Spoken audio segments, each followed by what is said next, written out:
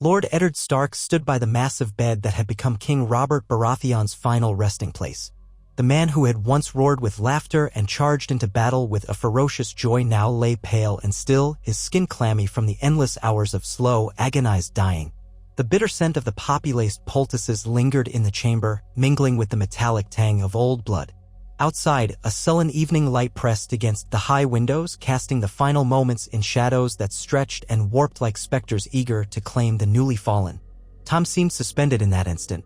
Eddard could hear his own heart thudding in his chest, a lonely drumbeat echoing in the near-silent room. The king's lips parted with one last, rasping breath. It was a sound caught between a gasp and a whisper, perhaps the beginnings of one final jest that never found its voice. Then Robert's eyes glazed over, the warmth in them fading into something distant and unfocused. All that was left of him was a husk, a mortal coil now freed of its bounding spirit. Ned knelt, half in respect and half because his knees threatened to give way. He gently touched Robert's cooling hand and recalled the first time he had grasped it, during the rebellion, when their bond had been forged in blood and brotherhood. How many feasts had they shared at Winterfell? How many cups of mead had they drained while promising each other that life would be long and full of triumphs? The memory of Robert's thunderous laugh and the stinging slap on Ned's back threatened to undo him. Yet he steadied himself. The realm would not pause for grief. An uneasy hush draped the chamber. A few guards stood by, uncertain what to do, eyes darting from Ned to the door as though fearing some unseen threat. The maester hovered at the foot of the bed, wringing his hands. Outside, footsteps resounded in the corridor. They were soft, hesitant, but drew closer with each second. Ned's gaze flicked to the door, anticipating Cersei Lannister's arrival. He braced himself. He had learned the truth of her children's parentage, the truth that had gnawed at him for days. Now, with Robert's death, everything would come to a head. He pictured that boy Joffrey, so pale and golden-haired. Robert had been dark of hair, broad of shoulder, hearty in laughter. Nothing about Joffrey matched Robert, yet it all matched Jaime Lannister, the Kingslayer, and the Queen's twin. Ned felt his jaw tighten. He would see justice done for this. He would see to it that the Iron Throne belonged to the rightful heir. He drew a long breath, trying to banish the tremors of grief from his voice. But even as he steadied himself, that breath carried with it the heavy weight of destiny. Littlefinger was the first to step into the chamber, followed quickly by Varys, both men arriving like shadows that had slipped beneath the door. Littlefinger's face was a polite mask of sorrow, though Ned noted something behind those watchful eyes. An eagerness, a readiness to shift allegiances as swiftly as a cat might pounce on a trembling mouse. Varys, wearing his voluminous robes and that ever-placid expression, came to stand a few paces behind Littlefinger, observing it all with an unsettling, thoughtful calm. "Lord Stark," Littlefinger said, pausing by Robert's body. He gave it only a fleeting glance before turning back to Ned. I am so sorry." Varys laced his fingers together. "We are all purr for this loss. The realm grieves." Ned said nothing for a moment. He squeezed his eyes shut. The chamber felt too small, too cramped. The walls seemed to draw in on him. He could almost sense the swirl of political tides gathering like a storm at his back. At last, he rose to his feet, his voice coming out low and measured as though he were already giving commands on the battlefield. "Let it be known," he said, clearing his throat, "that King Robert Baratheon has passed from this life. I, Eddard Stark, as Robert's appointed hand and as protector of the realm, will ensure the line of succession is honored." He studied Littlefinger's face carefully, watching the flicker in those clever eyes. Then Ned turned to the nearest guard, a young man with trembling hands and sweat on his brow. "Summon the high officers of the court," Ned commanded. "Have them gather in the throne room. Also, ensure Queen Cersei and her children remain in their chambers. None shall depart until the matter of succession is settled." Littlefinger's lips curved ever so slightly.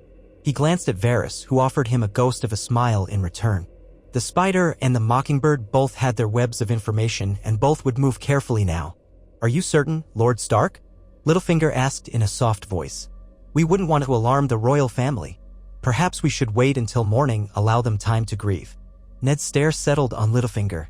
Cersei Lannister has known for weeks that King Robert was dying. Grief does not come suddenly to her. We do this now while the realm can still be held together by the truth. Varys inclined his head. "Your sense of duty is commendable. We shall proceed as you wish, my lord." Ned watched them depart, hearing the echo of Littlefinger's footsteps dwindle in the corridor. A heaviness pressed on him like chain mail soaked in rainwater. He touched Robert's hand one final time, then spoke words meant for the dead. Forgive me, old friend, for what I must do. I fear I shall break the realm before I mend it." Sentries came to bear the king's body away. Ned left the chamber and made for his own apartments, but word spread faster than any messenger. The corridors were alive with voices. Lords and ladies, servants and soldiers all hurried about in a frantic dance of speculation. He heard hushed whispers of "the king is dead," echoing with the same hushed awe as if they were repeating a prayer to the seven. He glimpsed Cersei and her children at the far end of a corridor, flanked by Lannister guards. She caught sight of him, and even across the distance, Ned felt the scorching intensity of her gaze. Her lips parted in what might have been a silent snarl. But she vanished from sight, and he carried on, uncertain if she would obey the summons or if she had something else in mind. His first destination was his own chamber, to gather the proof. The parchment still lay on his table, the seal of the king. A seal Robert had pressed against the wax in his final moments while half drunk on milk of the poppy. Robert might have thought it was something else entirely, or maybe in that flicker of dying clarity, he understood more than Ned realized. The words of the appointment named Eddard Stark as protector of the realm and the guardian of Robert's seat until the rightful heir should come of age. But who was the rightful heir now? Stannis Baratheon was Robert's elder younger brother. Renly, the younger still, might contest, but the law was on Stannis' side. The king's children, though beloved by the people, were not his by blood. Ned had tested the truth in the lineage of black-haired Baratheons and golden-haired Lannisters. The pages of that old genealogy tome had made it plain. A Baratheon child took after the Baratheons, always. And yet Joffrey, Myrcella, and Tommen were all golden. This was a monstrous betrayal. But even as Ned considered sending word to Stannis, he felt a disquiet in his soul. The Storm Lord was not in King's Landing. Far from it, in fact, and if Ned's instincts proved correct, Stannis' approach would not be welcomed by the Lannisters or by half the realm. War would erupt like a burning tinderbox. The city was a nest of vipers, each with fangs bared. Cersei would not stand aside politely. Already, Ned had glimpsed her cunning, her willingness to do anything to protect her children's claim. He felt an unearthly calm settle over him, the same calm he had felt in the thick of battle when he braced for the chaos to come. If the line of succession was spurious, if Joffrey had no claim, then the throne was effectively unclaimed upon Robert's death, unless Ned took a drastic step to secure it. The notion slid into his mind like a snake, twisting at everything he believed. He was not an ambitious man. He did not lust for power, but he knew the alternative was to watch the entire realm tear itself apart in the struggle. The city would be drowned in blood if this matter was not settled with firm leadership. He left his chamber and strode down the corridor until he reached the throne room. The door opened before him, and the vastness of the hall stretched out, dominated by the Iron Throne's jagged silhouette. Torches lit the columns in a wavering golden glow. A hush settled as Ned walked forward, each footstep echoing across the polished stone floor. Lords, ladies, and guards had gathered, a swirl of color and anxious faces. At the far end, near the base of the Iron Throne, stood Queen Cersei in her morning dress of black and gold. She was flanked by half a dozen Lannister men-at-arms. Beside her, Joffrey stood stiff-backed, his face set in an imperious scowl. Myrcella and Tommen hovered close, looking smaller and more frightened than Ned had ever seen them. Jaime Lannister was nowhere in sight, perhaps still confined to a bed after the wounds he had received recently, though rumors said he was recovering swiftly. Ned forced himself to stand tall. He scanned the crowd. There was Ser Barristan and Selmy, the old knight with sadness etched in every line of his face. Ser Marentrant stood as well, that perpetual sneer of cruelty shaping his lips. Various members of the small council dotted the edges of the room, uncertain whether to stand behind Ned or behind the queen.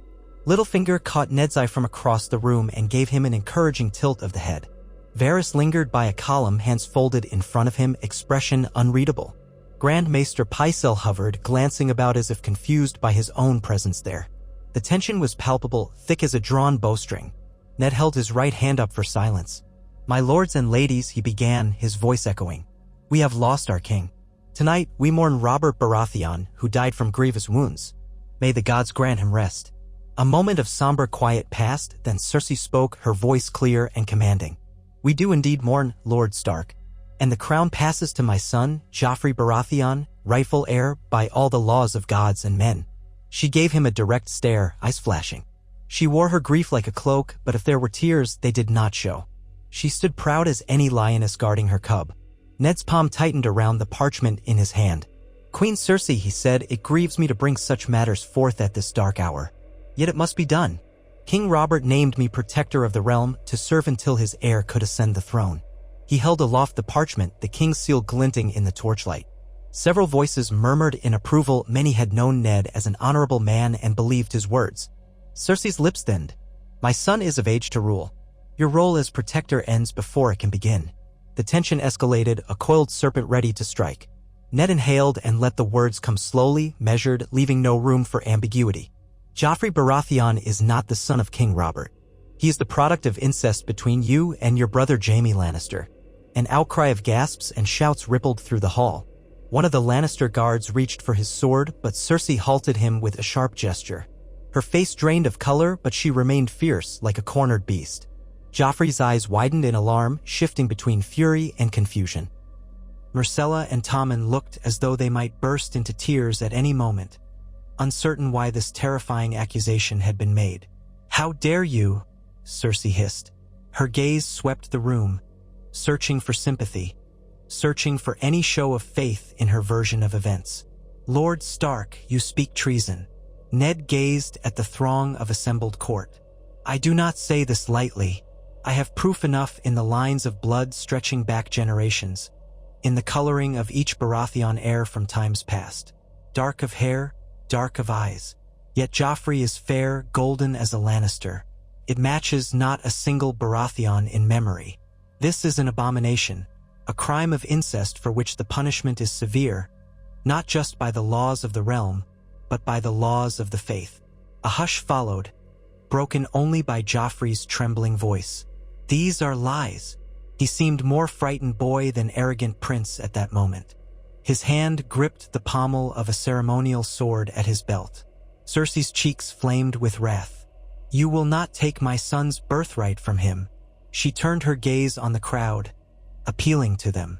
"His father is Robert Baratheon. I was loyal to my king." Littlefinger stepped forward, voice smooth as silk. "Perhaps there is an honorable way to settle this.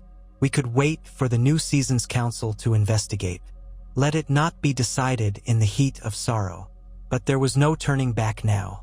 The secret was out, and Ned could not allow more time for the Lannisters to consolidate power. The line of succession is broken. There is no rightful claimant present. By King Robert's own decree, I am protector of the realm until such time as a rightful heir is named. The next in the Baratheon line is Lord Stannis, who should be summoned at once. That statement hung in the air like a thundercloud. Any moment, Ned expected the Lannister guards to rush him, swords drawn. He saw the flicker in Cersei's eyes, a quick shift, as though calculating her final play. Then, with a cold smile that did not reach her eyes, she beckoned to Joffrey. "Come, my son. We shall not stand here to be insulted." She turned with regal poise, black skirts trailing behind her, and led her children from the throne room. Ned exhaled, the tension in his chest uncoiling by degrees, though he remained grimly aware that this was just the beginning. He watched as Cersei and her retinue swept out. The hall erupted in frenetic whispers. Many lords approached him, demanding explanation or offering support. Some stared at him with shock, others with open hostility, but a current of fear and awe ran through them all. The game had changed in one swift stroke. "Lord Stark," said Varys, appearing at Ned's side like a wraith. His voice was low, gentle. "The queen will not yield.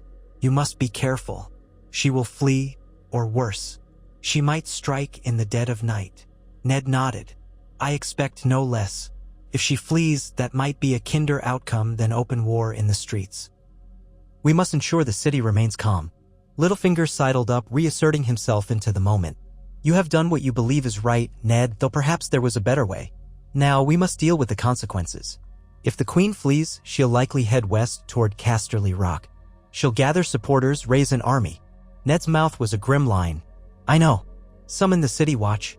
We'll keep order. and I will send ravens to Dragonstone to call upon Stannis Baratheon. The realm will need him." Yet a quiet voice in Ned's mind asked, "Will Stannis accept you as protector if you so openly claimed authority? Or will he see it as ambition?" A rebellious part of Ned's heart stirred. Would Stannis even be accepted by the realm? The man was known for his stern nature, not for inspiring love.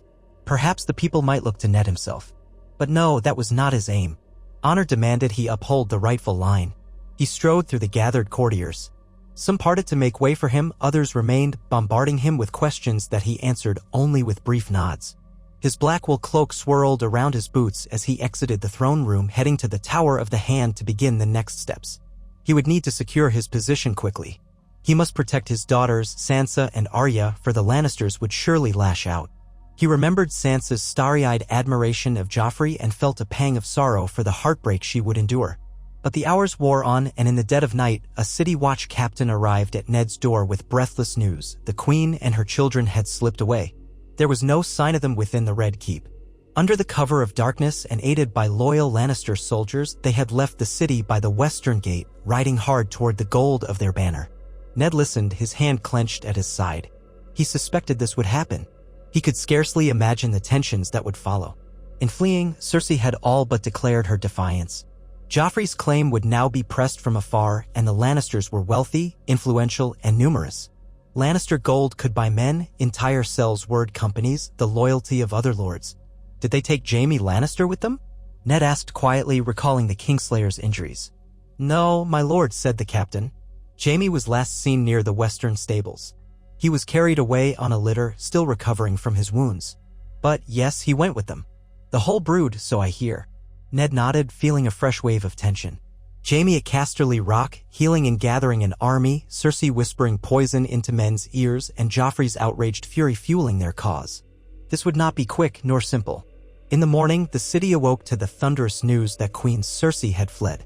Already, rumors abounded that Ned had threatened to execute her children, that the Lannisters had discovered his conspiracy to seize the throne. Every rumor had its day, fueling anxiety in the streets. Yet the City Watch and the Crownland's lords who remained in King's Landing showed surprising support for Ned's claim as protector. His honor and Robert's final seal gave him legitimacy in the eyes of many. But Ned faced a grim choice. The throne sat empty, a mocking testament to the power vacuum left behind. The great houses would soon weigh in. Some would side with the Lannisters, others with Ned Stark.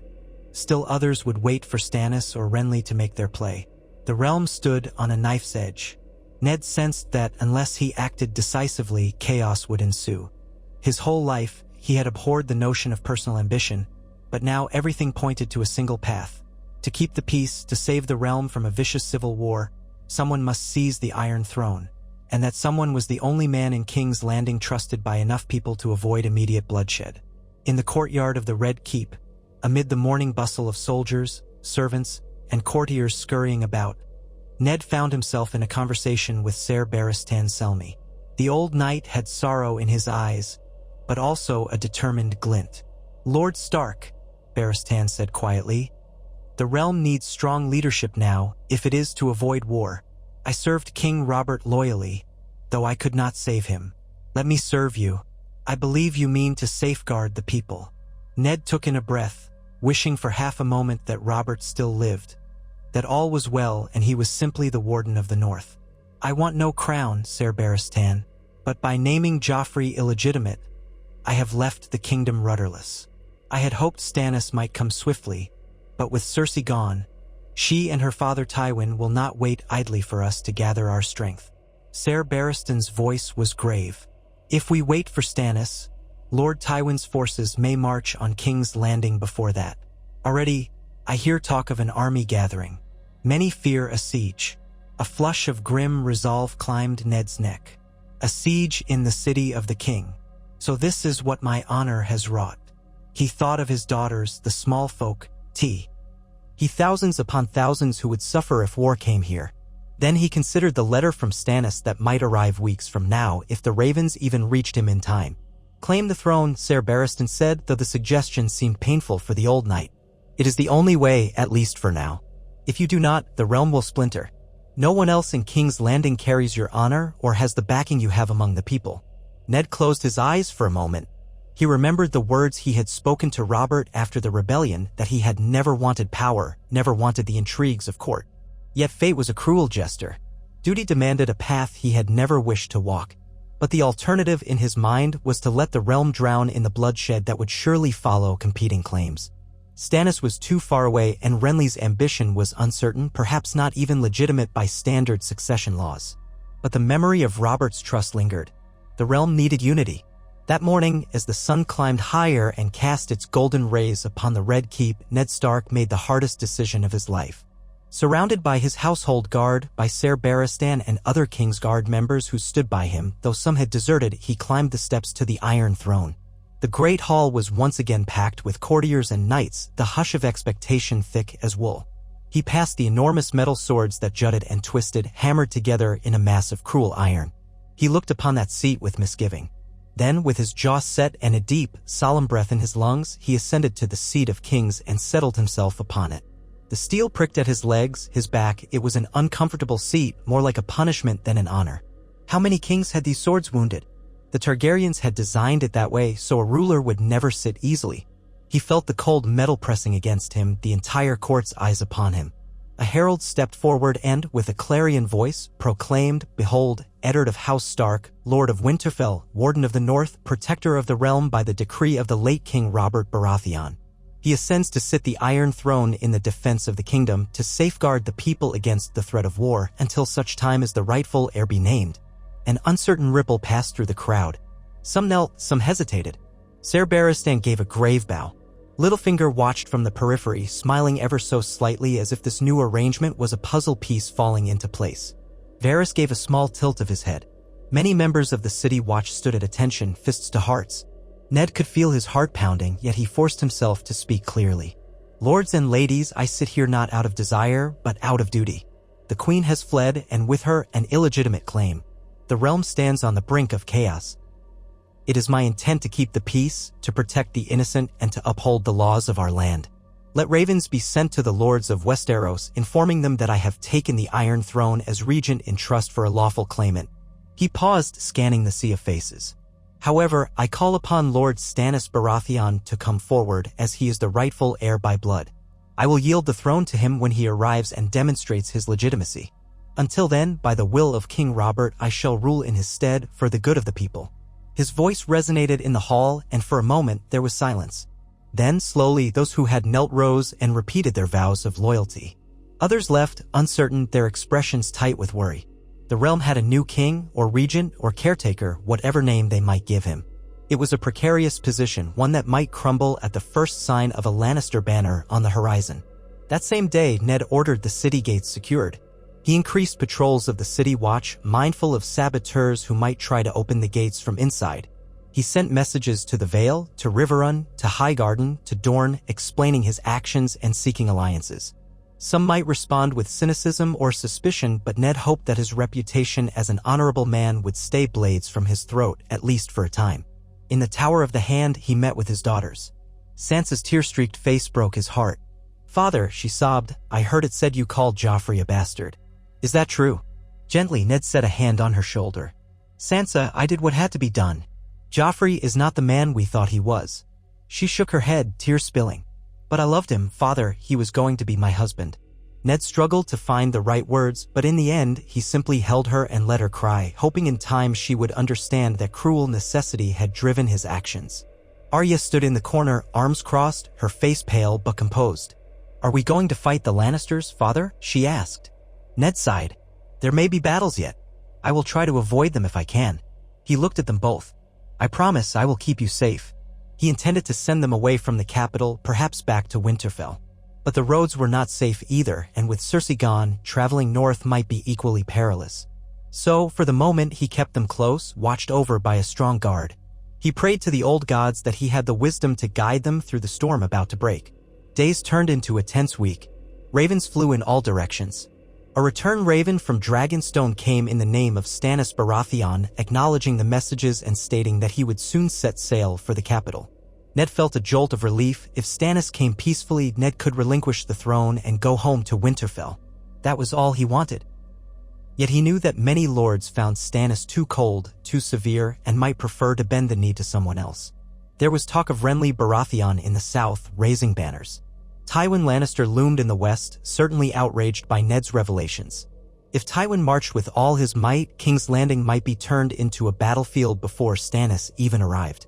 Meanwhile, Ned governed as best he could. He held audiences, heard petitions, tried to sort out the city's finances, and sought to ensure that food and coin would flow in, lest the capital starve should a siege come. Each decision weighed heavily on him. Every day was a new trial by fire, as though the Iron Throne meant to test him until it broke him. One late afternoon, as Ned sat on the throne dealing with a dispute between two minor lords over a trade route, Ser Barristan and entered with a short bow. "Your Grace," he said, addressing Ned as was now customary, an urgent message. A force of Lannister men was sighted near the borders of the Crownlands. "They've established a camp." Ned's stomach twisted. He dismissed the dispute and rose from the throne, the prick of metal swords along his back reminding him that comfort had forsaken him long ago. "How large a force?" 2,000, perhaps more, Barristan said. "They carry Lord Tywin's banners." Ned clenched his jaw. "They test my resolve." Some of the small council members, those who remained, rushed forward, alarm in their eyes. "We do not have enough men to face Tywin in open battle, not yet," one of them whispered. "He will bring tens of thousands if he deems it time for war." Ned nodded. "Send a messenger under a flag of peace. We must learn their intentions. If Tywin seeks to parley, I will speak with him." Littlefinger, who had been hovering in the background, stepped forward with a half-smile. "Lord Tywin might simply be waiting for more reinforcements. The gold mines of the west can pay for many Sel's words." Varys added softly, "And the cunning of the Lannisters should never be underestimated." So began a new and dangerous chapter. The Lannister camp remained like a silent threat on the horizon. A messenger came back with Tywin's reply, an ultimatum that Ned abdicate in favor of Joffrey Baratheon and recall his accusations or face the might of the West. Tywin demanded the complete reinstatement of his family's legitimacy, the return of the Queen, and an apology. There was no mention of Stannis Baratheon, whose claim Tywin dismissed entirely. Ned read the parchment, anger growing with every line. His fists tightened until the parchment crinkled. "So Tywin dares call me the usurper. He claims I have conspired to steal the throne from a rightful king." He let out a breath. "Draft a reply, I will not yield. If Tywin wishes a trial by combat of armies, so be it. But the realm cannot endure another war like the last. I will not surrender the city to that family's tyranny." That same night, news arrived that Renly Baratheon had crowned himself king in Highgarden, claiming that he would do what his brother Stannis could not, unite the realm and bring peace. Lords flocked to his banner, lured by his charms, the wealth of Highgarden, and the chance to avoid Stannis's grim leadership. Now Ned faced not just Tywin Lannister but also Renly in the south. The realm was fracturing faster than Ned could piece it back together. And Stannis still had not arrived. In the face of this chaos, the city's mood was uneasy, but not yet panicked. As word spread of Ned Stark's personal conduct, his fairness, his attempts to feed the poor, his refusal to exploit the treasury, some of the small folk began to speak well of him. A few even said they trusted him more than they had trusted King Robert in his later years, for Robert had grown decadent and uninterested in the daily governance. Yet trust would not be enough if tens of thousands of spears descended upon King's Landing. To prepare for siege, Ned summoned loyal knights from the Crownlands to reinforce the city. He reached out to the Riverlands, to his wife's brother, Edmure Tully, urging him to stand with the crown in the name of peace. Edmure's reply was guarded. He had to protect his own lands from Lannister incursions, but he would not betray House Stark. The Lords of the Vale, indebted to Ned's friendship with the late Jon Arryn, were equally cautious.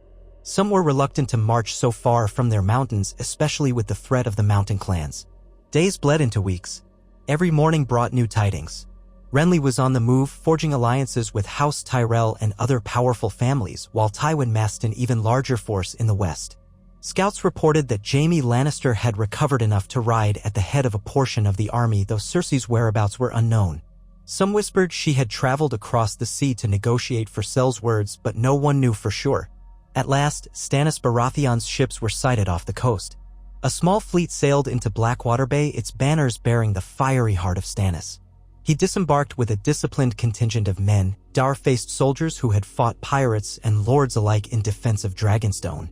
When Stannis arrived at the Red Keep, he was greeted by an honor guard of Stark men and City Watch. Ned stood at the steps to the throne room, wondering how Stannis would receive him.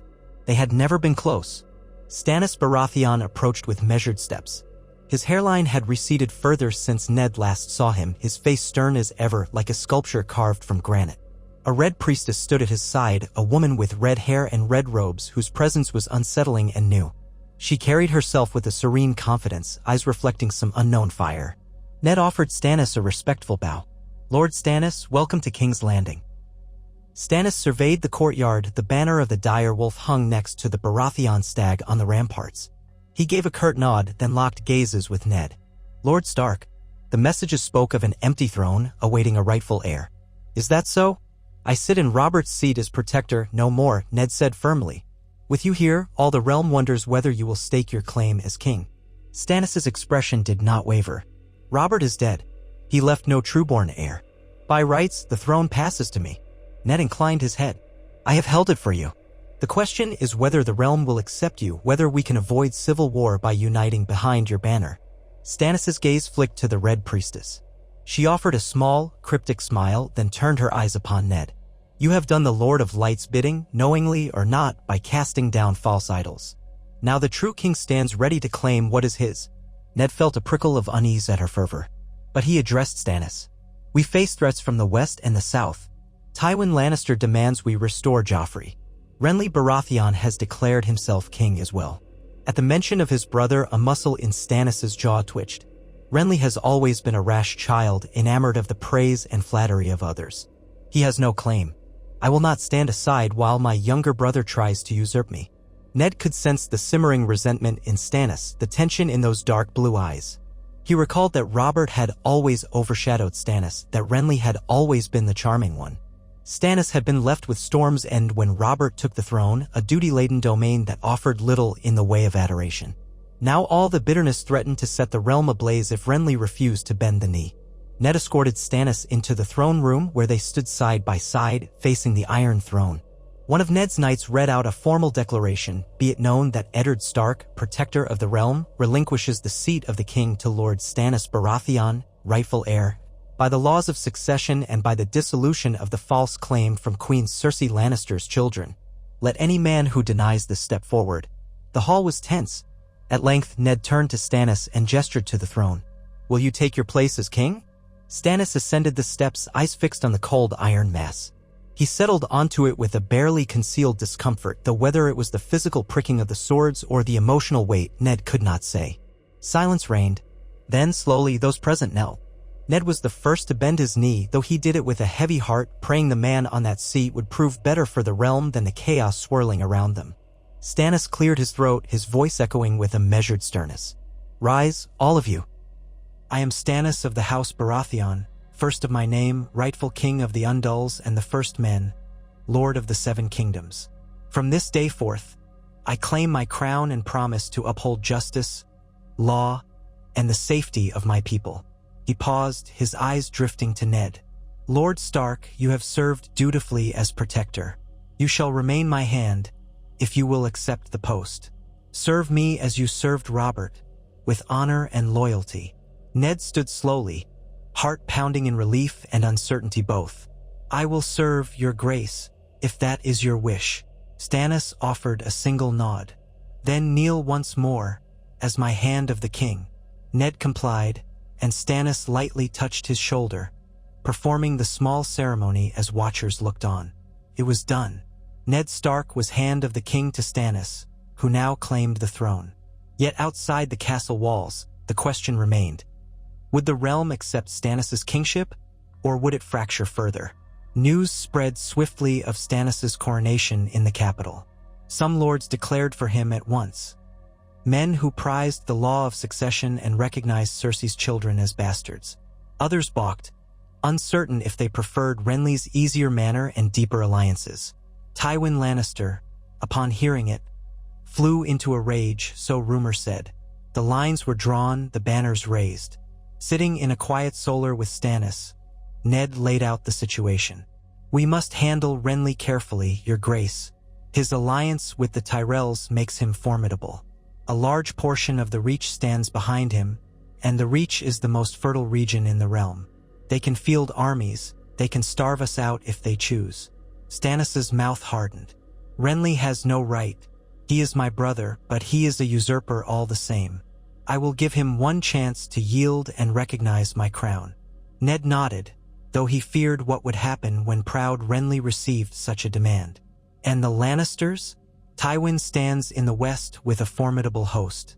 The gold of Casterly Rock can buy him more swords. If he marches, we might be forced to fight on two fronts. We can only hold King's Landing with men from the Crownlands for so long." Stannis steepled his fingers. "We must call our bannermen. The lords sworn to House Baratheon must rally. The Stormlands will join us. My domain is wide. You have the north, though it is far. We must also gain the support of the Riverlands if possible. Lord Hoster Tully's ill health is known, but his son Edmure may be persuaded." Thus the preparations began. The capital buzzed with activity as Stannis's men took up positions, joined by the city watch. Sellsword companies were courted, though Stannis despised the idea of paying for loyalty. Every raven that flew out carried pleas or demands, depending on the intended recipient. War felt inevitable, though Ned clung to a shred of hope that a compromise might avert the worst. Meanwhile, life within the Red Keep settled into a strange new rhythm. Sansa and Arya stayed under strict guard as Ned feared the Lannisters might try to seize them if the city came under attack or infiltration. Stannis' Red Priestess, the woman called Melisandre, walked the halls with an otherworldly grace, speaking of a lord of light and the darkness that threatened all men. At night, the Red Keep's great halls flickered with torches and candle flames, but Ned sometimes felt as though an even greater fire smoldered behind Melisandre's eyes, a secret knowledge or power that made him uneasy. One evening, she sought him out in the Godwood where he prayed beneath the heart tree. A twisted white face in the bark stared with deep red eyes, an echo of the old gods Ned trusted. Melisandre approached softly, the flames of her torch dancing across her hair. "My lord Hand," she said, her voice low and full of an almost hypnotic melody. "You pray to gods that have no power here." Ned bristled at the statement. "The old gods watch over us in the north. They have guided me my whole life." She studied him with calm intensity. "Perhaps they watch, but they do not act. The true god of fire shapes the future. He has brought you here to set the realm on a new course, to place Stannis on the throne. Without your actions, the lies of the Lannisters would have continued unchecked." He rose, wiping the dirt from his knee. "I did what any honorable man would do, priestess. If you've come to convert me, I am afraid I will disappoint you." Her lips curved in a small, secretive smile. "I do not seek to convert you, Lord Stark. I see in you a man of destiny. Your choices shape the war to come. If the cold darkness from the far north sweeps upon us, we will need all the fires of Lawler."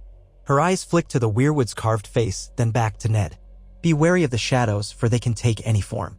She left him then, the trailing scent of smoke lingering in the air. Ned exhaled, feeling an inexplicable chill despite the warm night. He had more immediate concerns than mystic prophecies. The Lannisters would move soon enough, and Renly lurked in the south with a growing coalition. Over the following weeks, pieces fell into place. Scouts reported Tywin was leading a large force eastward toward Harrenhal, presumably to secure a strategic position from which to attack the Riverlands or the Crownlands. Another smaller force under Gregor Clegane, the Mountain, raided villages near the Trident, sowing terror and forcing local lords to bend or break. Renly, on the other hand, had marched from Highgarden with Mace Tyrell's armies at his back. They moved north, gathering more followers in the Stormlands, though some lords loyal to Stannis resisted them. Skirmishes began, localized battles that left bodies on dusty roads. In King's Landing, Stannis grew impatient. "We cannot wait for Tywin to gather full strength," he told Ned and the other War Council members. "Nor can we allow Renly to build momentum unopposed. We must strike first, show the realm that I am not a king to be tested." Ned frowned. "We should consider fortifying. If we march out, the city could be left vulnerable to a surprise Lannister advance." Stannis turned a hard glare on him. "You counsel caution, but you also said once that war might be inevitable if we do not show resolve. Which is it, Stark? Caution or resolve?" Before Ned could answer, Melisandre stepped forward, her crimson robes swishing. "There is power in boldness, your grace. The Lord of Light often favors those who do not shrink from necessary conflict." Ned felt a surge of irritation toward her meddling, but tamped it down, keeping his tone respectful. "My king, I do not oppose taking action. I merely urge you not to underestimate Tywin's cunning. He may appear to move slowly, but in truth he might be luring us out. And Renly is your brother, perhaps we can make a diplomatic overture before resorting to steel." Stannis' jaw worked as if he were biting back a retort. I have already sent him demands. He refused them. He calls himself king. That is an insult to my title and to Robert's memory. The council argued late into the night. In the end, Stannis decided on a two-pronged plan to send a portion of the royal host to counter Renly's approach in the Stormlands, while Stannis himself led the main force westward to try to confront Tywin before he could strike. We will leave enough men to hold the city, Stannis declared. But we cannot cower behind these walls. Ned bowed his head. Then I will ride with you if that is your command. Stannis looked at him. I need you at my side, Lord Hand. Your counsel may slow my blood, but it steadies my sword. A faint smile tugged at Ned's lips, though it felt hollow. As you say, your grace. Within days, the city bustled with preparations for war. Thousands of troops assembled, bearing the crowned stag sigil of House Baratheon, sometimes alongside the dire wolf of House Stark. Soldiers hammered swords into shape, fletchers crafted arrows by the thousand, blacksmiths made armor. Provisions were loaded onto wagons. The mood in King's Landing was a mixture of apprehension and forced zeal. Stannis had not Robert's easy charm, but his men respected him for his discipline. Ned spent many hours reviewing supply lines, worried about how the city would fare if the campaign stretched longer than expected. He also worried for his daughters, ensuring that they were safely guarded. Sansa and Arya would remain behind, protected by trusted men from the north. On the day they rode out, the people of King's Landing lined the streets, watching with wary eyes. Some jeered or shouted curses, for they still remembered the lavish tourneys under King Robert. War meant hunger, taxes, the uncertain threat of a siege. Others cheered half-heartedly, hoping that a show of strength might deter the worst. Ned rode near the front beside Stannis, the gold and black banner whipping in the wind, occasionally joined by the Stark banner in pale gray. Behind them stretched columns of mounted knights, men-at-arms on foot, supply wagons rattling with every turn of the wheel. The Red Keep's silhouette shrank behind them as they set out on the King's Road, heading west toward the heart of the conflict. They passed fields of half-harvested grain, small villages where the common folk peered out fearfully. The knowledge that Tywin's men might be nearby set Ned's nerves on edge. Scouts roamed ahead and behind, ensuring they would not be caught unawares. Stannis, clad in plate armor, wore a grim determination on his face. In quiet moments, Ned found himself longing for the north. The green plains here, dotted with rolling hills, seemed too peaceful a place for war. He thought of Winterfell, of the long nights by the hearth, the crisp air in his lungs, the simpler concerns of harvest and hunts. Now he was in the midst of forging destiny for thousands of souls who might die in battles they scarcely understood. On the 5th day of their march, a messenger arrived from the scouting party with urgent news. Tywin's vanguard was spotted near the ruins of a small castle a few miles ahead. They were well entrenched, perhaps waiting for the main Lannister force to join them. Stannis paused the march. We attack at dawn, he declared. They will not expect such boldness. Ned surveyed the anxious faces of the men around them. He wished fervently they had a better sense of Tywin's full numbers. Let us be cautious, your grace. A misstep could cost us dearly. Stannis' eyes narrowed. Caution and boldness in equal measure, Stark? I will not lead my men to slaughter, but neither will I skulk about while Tywin's forces raid and pillage under my nose. That evening, in a hastily erected pavilion, Ned and Stannis pored over maps by lamplight. Melisandre stood in a corner, silent, her eyes reflecting the flickering flame. Advisors pointed to topographical features, to potential flanking routes. A plan was formed. They would strike swiftly, aiming to rout Tywin's vanguard before the rest of the Lannister host could converge. Dawn brought a clammy mist over the fields. The Baratheon Stark host assembled quietly. Ned rode beside Stannis at the head, lines of infantry fanned out behind them. Archers readied arrows, cavalry waited for the command.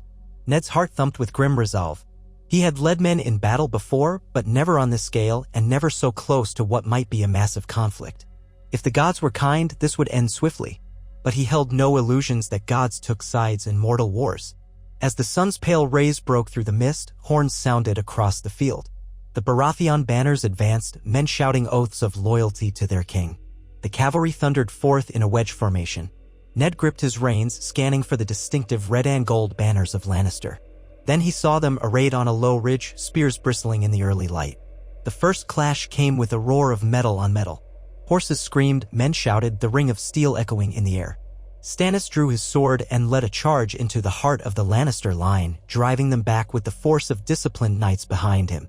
Ned joined the fray, his own blade flashing as he parried a spear thrust, then struck a Lannister footman across the shoulder. Blood spattered the ground. The Lannister vanguard fought fiercely, but they were outnumbered and caught off guard. Ned could see their banner officers struggling to rally them. A young knight with a golden lion on his surcoat swung a two-handed sword, felling one of Ned's men. Ned spurred his horse forward, parrying the next blow, then delivering a sharp strike that knocked the knight to the ground. All around him, chaos swirled. War cries mingled with screams of pain. Horses trampled bodies. Arrows whistled overhead, some finding their marks in unprotected flesh. The reek of blood and sweat hung heavy in the misty dawn. Ned's breath came in ragged gasps. He urged caution, but the momentum was with them. Stannis' men pressed forward, fracturing the Lannister line. Within an hour, the vanguard was in disarray. Many tried to flee, only to be cut down by pursuing cavalry. Others surrendered, casting aside their swords. A small group rallied around their commander, shouting for House Lannister, but it was hopeless. Ned held his sword at the ready, scanning for further threats. The fog of war lifted enough for him to see that Stannis had led a wedge of knights that broke through the center and circled back, effectively encasing the Lannister men. When the final clash ended, the battlefield was strewn with bodies in the muddy grass. Men moaned, calling for mothers or wives. Ned dismounted, letting his squire take the reins. He knelt beside a wounded Baratheon soldier, pressing a hand to the man's bleeding side, yelling for a maester. The soldier's eyes glazed over before help arrived. Ned stared at the lifeless body, grief and guilt warring in him. He knew this was just a taste of the bloodshed that full-scale war would bring. He stood, wiping sweat from his brow, just in time to see Stannis approach, sword still in hand, spattered with crimson. "They have broken," Stannis said, his expression stone-like. "We have prisoners. Tywin's main force is still out there, but we have taught them a lesson." Ned swallowed against the bile in his throat. "A lesson in blood," he murmured. "Pray the rest of his men learn without more slaughter." Stannis' eyes flicked. "War is slaughter, Lord Stark.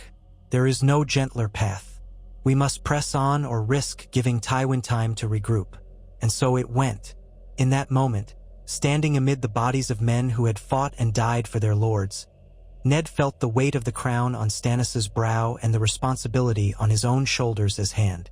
They had chosen this path to prevent the illegitimate rule of Joffrey and the tyranny of the Lannisters.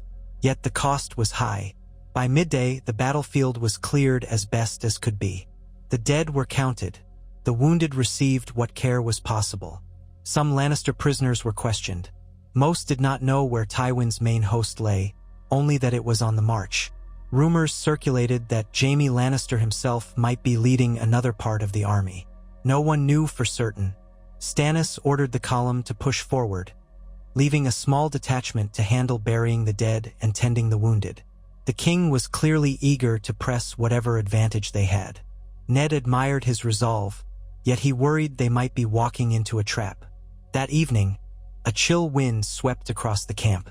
Ned sat by a small fire, cradling a cup of watered wine. He felt the ache in his muscles, the bruise on his shoulder from a near miss in the morning's battle. Memories of the rebellion filled his mind. Robert's laughter, the sense of camaraderie amidst adversity. Now Robert was gone, and the realm was splitting at the seams.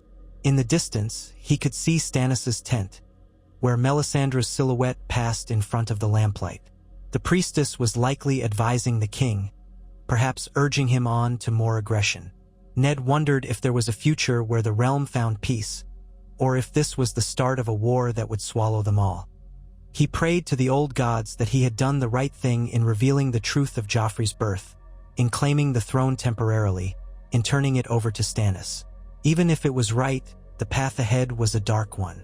Yet honor had guided him this far, and he would not abandon it now. He took another sip of wine, letting the warmth settle in his stomach. The flames flickered, and above him, the sky darkened to a somber gray that threatened rain. Tomorrow or the next day they would meet more foes, spill more blood. And somewhere out there, Cersei Lannister plotted her return, Joffrey at her side, thirsting for vengeance. For better or worse, the wolf had claimed the crown after Robert's death, if only for a time. A new king now sat on the Iron Throne, one who would brook no rivals. The world had shifted irreversibly on its axis. Winter was coming, and with it, the unknown storms that would decide the fate of the Seven Kingdoms. All Ned Stark could do was hold fast to the memory of the North, keep his sword in hand, and pray that when the snows melted and the crows picked clean the battlefields, there would still be a realm worth protecting. So he waited by the fire, the flickering light dancing across his solemn features, steel at his side, honor in his heart. At the edge of hearing, a distant thunder rolled, as if the gods themselves lamented the battles yet to be fought. And Ned Stark knew with unshakable certainty that peace would only come after many more nights steeped in blood, sacrifice, and the whispered cries of the realm's children, all paying the price for the sins of their fathers and mothers, who dared to claim the throne for themselves. In the gray light of dawn following the victorious skirmish against the Lannister vanguard, Lord Eddard Stark woke to the sound of distant horns and the trample of boots in the grass. His sleep had been short and uneasy, haunted by visions of blood-soaked fields stretching to the horizon. He rose from his makeshift cot, rubbing at the stiffness in his neck, and pulled on a leather jerkin over his wool tunic. Outside his tent, the camp stirred. Men tending to wounded comrades, smiths resharpening dulled blades, squires scrambling to gather tack and harness for the horses. He stepped into the open air, greeted by the smell of burned wood and damp earth. A fine drizzle had fallen in the early hours, slicking the ground to mud. The previous day's clash lingered everywhere. Caked blood on the grass, churned up turf where cavalry charges had broken lines. Already, crows picked at unclaimed corpses on the far edge of the field. Ned grimaced. He had spent much of the night personally helping the wounded and directing his men to bury the slain. Dozens from both sides would never return home. At his approach, 2 northern guards snapped to attention. They bore the dire wolf of House Stark on their black surcoats, a comforting sight despite the dreary morning. Their presence reminded him of the trust his people placed in him, not just as the Lord of Winterfell but now as Hand of the King to Stannis Baratheon, an arrangement that still felt surreal, even a little ominous. He had once served as Hand to Robert Baratheon, a man he had considered a brother in all but blood. Their bond had been forged in rebellion and tempered by time. Now Robert was gone, the throne in new hands, and Ned was left hoping he had chosen the right path. He walked to the central pavilion, where King Stannis conferred with his captains. Melisandre stood just behind him, a silent figure in her crimson robes, her red hair falling in gentle waves around her shoulders. Even in the dull morning light, there was something oddly luminous about her. Ned steeled himself. She was an unsettling presence, an emissary of a foreign god whose flames seemed to captivate Stannis more each day.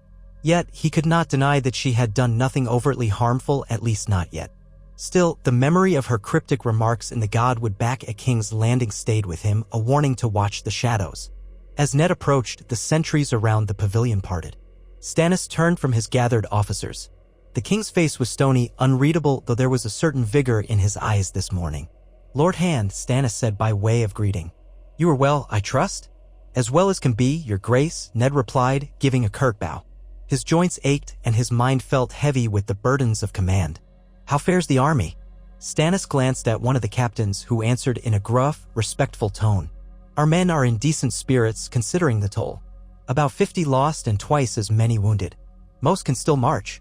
The Lannister losses were greater by far. Ned had personally witnessed the carnage. We'll need to keep the host moving, or Tywin will regroup and strike us at a disadvantage." Stannis nodded. "We depart within the hour. My scouts have gone ahead to find the best route westward. I want to confront Tywin before he has time to join forces with any of his allies." "Will our supply lines hold?" Ned asked. He kept his voice level, but the question gnawed at him. This was not a short campaign. They had to feed thousands of men plus horses. One of the officers, a middle-aged knight with flecks of gray in his beard, cleared his throat. "We have enough provisions for a few weeks, maybe more if we rely on local foraging, but these lands are hardly rich farmland like the Reach. As we go west, we'll be in territory with Lannister sympathies. Our foraging parties may face skirmishes." Ned acknowledged that with a grim tilt of his head. "We should pay for what we take if possible, or else we risk turning the local folk against us." Stannis' mouth thinned. "We are at war, Lord Stark. There may be times when payment is not an option, but I will see that wanton pillaging is kept in check." He paused, glancing momentarily at Melisandre as though seeking her unspoken counsel, then returned his gaze to Ned. "Give the order for the men to strike tents. We march at once." Ned inclined his head. "Yes, your grace." He turned to see that Melisandre was staring at him intently, her red eyes reflecting some hidden fire. It was a discomforting gaze, but he forced himself to meet it for a brief moment before leaving to relay the king's command. Across the camp, trumpets blared and a flurry of activity followed. Soldiers rolled up bedrolls, packed crates, and loaded wagons. Grooms led the horses in long lines, checking hooves for stones or cuts. Standard bearers lifted the crowned stag of Baratheon high alongside the gray dire wolf of Stark. Ned paused to watch the men in his service, the Northerners especially, who seemed to find an odd sense of pride in their lord riding at the king's side. If only they knew how divided Ned felt, how this war weighed on his conscience. But he would not show his doubts. They depended on him to be steady. In less than 2 hours, the host was on the move. The long column of foot and horse stretched along the muddy road, banners trailing in the breeze. Ned rode close to Stannis, but not too near. The king often preferred a quiet bubble around himself. This close, Ned could study the grim set of Stannis's jaw, the tension in his posture. He was not Robert, not by any measure. Gone were the easy smiles and the hearty laughs, replaced by a stern will and a sense of righteousness that bordered on rigid. Still, if the realm hoped to avoid endless conflict, Stannis's claim was lawful, and Ned would do his duty, come what may. They moved steadily westward, the terrain shifting from gentle farmland to rolling hills, dotted with small patches of woodland. Villages were sparse, and any they encountered had been abandoned or shuttered up tight at the first hint of approaching armies. Now and then, Ned's outriders reported seeing peasants sneaking through the trees, likely hoping to hide their food and themselves. The specter of Tywin's approach weighed heavily. On the 4th day of their march, a rider approached under a banner of parley, a red field with a black stag. Ned recognized it as a diplomatic banner used by Baratheon forces. He and Stannis met the messenger at a small clearing by the roadside.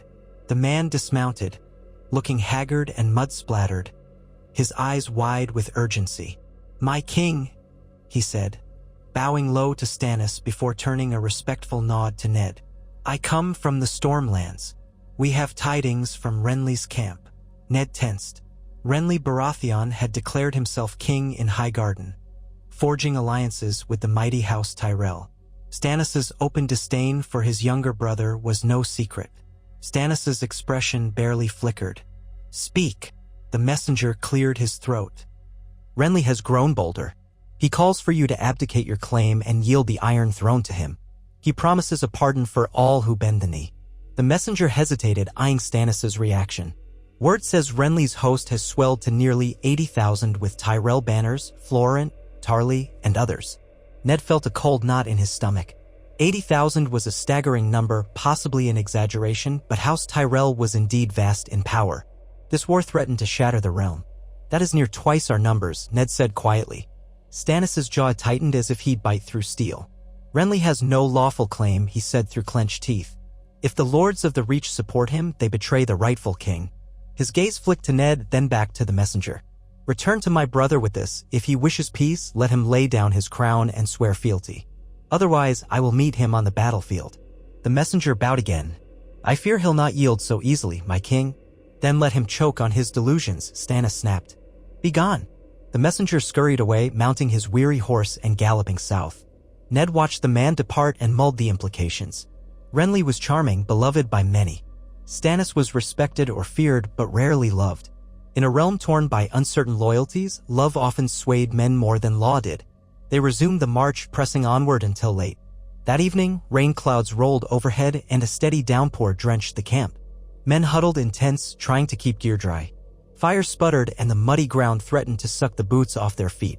Ned found a measure of relief in the hiss of rain. It masked the rancid smell of unburied corpses from skirmishes along the roadsides. But the gloom in the men's faces told him that morale would soon suffer if they slogged through too many more nights like this. Stannis, ever determined, paid little heed to the weather.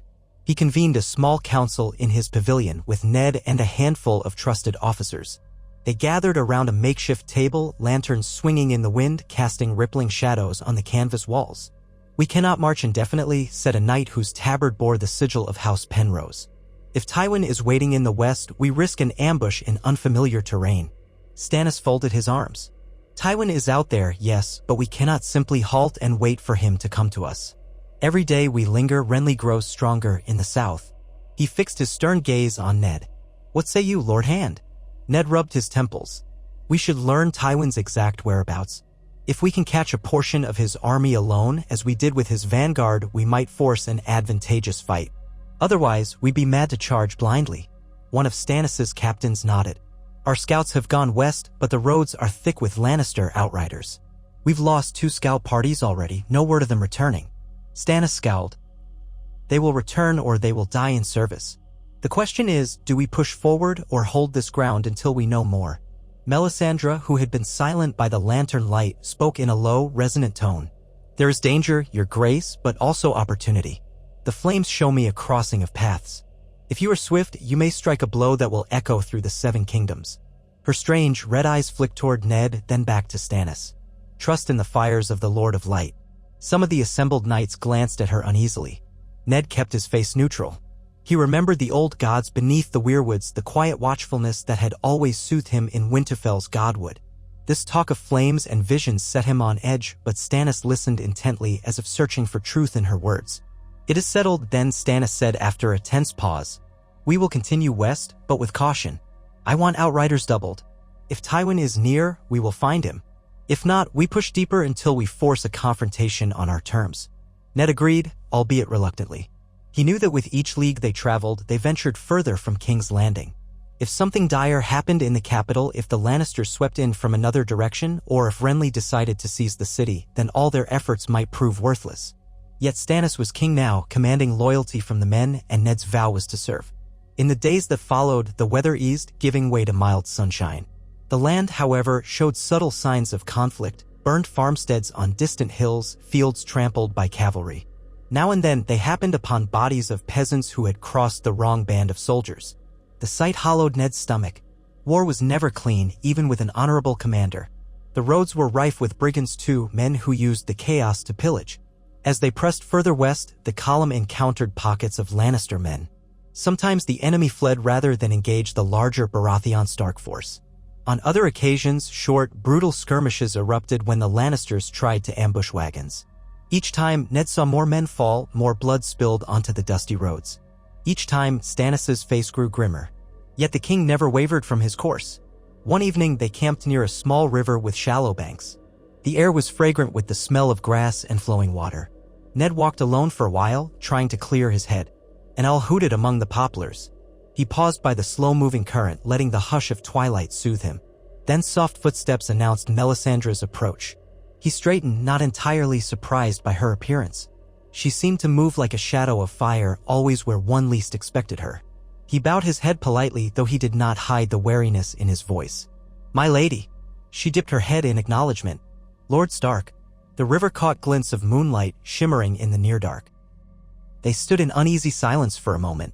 Ned had no intention of revealing any doubts to her, nor did he wish to provoke her. At length she spoke softly, her tone oddly melodic. "You still doubt this path?" Ned's gaze flicked to hers. "I doubt many things, priestess, but not my duty. Stannis Baratheon is the lawful king by all rights." She studied him with eyes that gleamed in the moonlit darkness. "Yes, duty. A man can be crushed by duty if it weighs too heavily on his soul." She lowered her gaze briefly, as if in thought. "You did not seek the throne. You cast out the bastard pretenders for the sake of justice, not ambition." Ned's jaw tightened. "I did what was right." He let out a breath. "Yet war has followed. Now thousands might die." Melisandre moved closer, stopping just shy of arm's reach. The air seemed to grow warmer around her. "A great darkness lies ahead, Lord Stark. Not just this war. The true enemy stirs to the far north, beyond your wall. The dead gather, or will gather, and the long night threatens to fall again.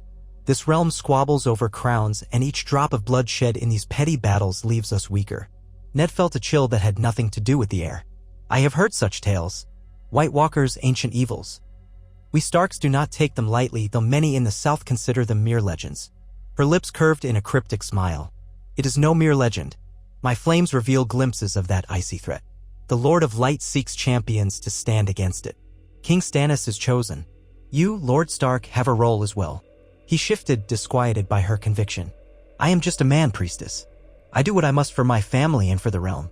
If winter truly brings such horrors, I pray we have the strength to stand against them. She placed a hand warm as embers on his forearm, just briefly. Continue on your path. Keep the king true, keep him just.